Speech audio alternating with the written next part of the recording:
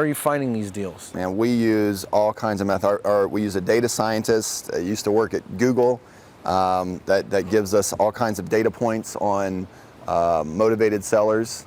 We send out anywhere between 40 and 50,000 mail pieces every single month. So in the greater OKC area, mail pieces are still working very well for us. We do postcards, we do letters, we also do pay-per-click. We do some specialty niche lists for probate lists, and we have referral business that comes in.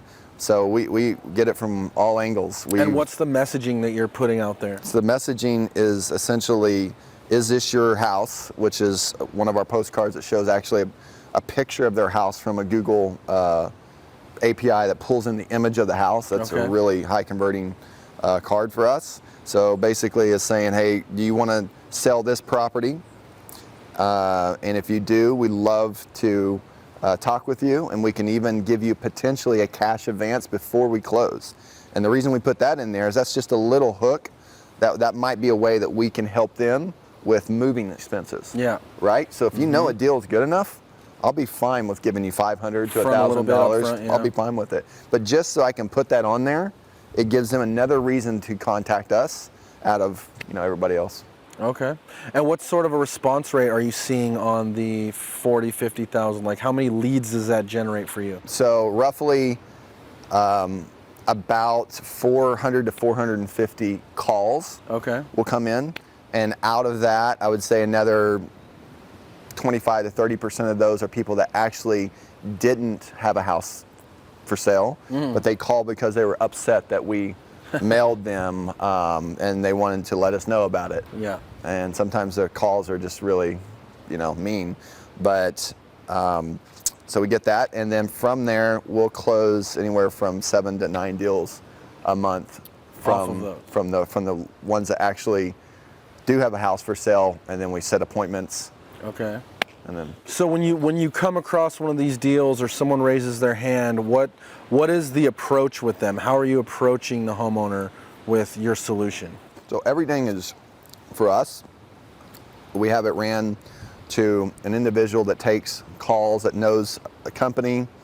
Then we go to an answering service that goes through a script. And essentially first question we ask them is, do you have a house for sale, yes or no? Because we want to get them off the phone as quick as humanly possible if they don't. If they don't, yeah. And if they have something to say, we want them to say it right then and not have to wait later on, because every one of those calls costs us money. And then so with one of our people that picks up the phone and actually talks to outside the answering service, they'll ask all the same questions. Their answering service does follow the script. Once those questions are answered, which is typically, what kind of, where's the house located? Do you have a mortgage on it? If you do, how much is left on it? Sometimes they tell us, sometimes they don't. Is it vacant? Is it listed with an agent right now? What do you think the house is worth? Which is a really interesting question, because sometimes people think their house is worth more, and sometimes they think their house is worth less, right? And then we also say, well, how much do you want to sell it for? The next question. And then after that, it's like, well, if we just paid you cash and closed quickly, what's the least that you're willing to accept?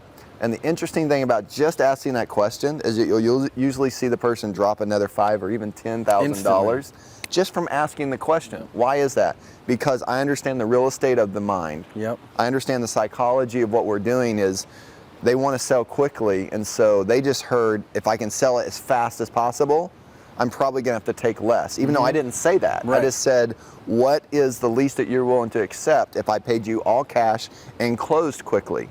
So because of that, they fill in those answers, and then it says, hey, when's the best time that you'd like somebody to come out? So we actually set the appointment from the first call.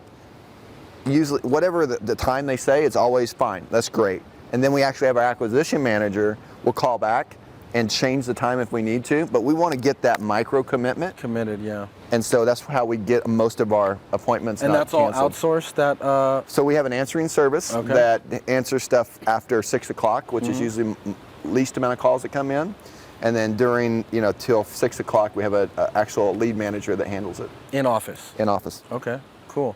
Yeah, that's an interesting point you brought up about the technique of asking what's the least amount they'll take, because if you watch like the Pawn Stars and all the pawnbroker shows, Same thing. where they're trying to give you instant cash and they're trying to get the best deal, still give you money, that's the question that they always ask is, what do you think it's worth?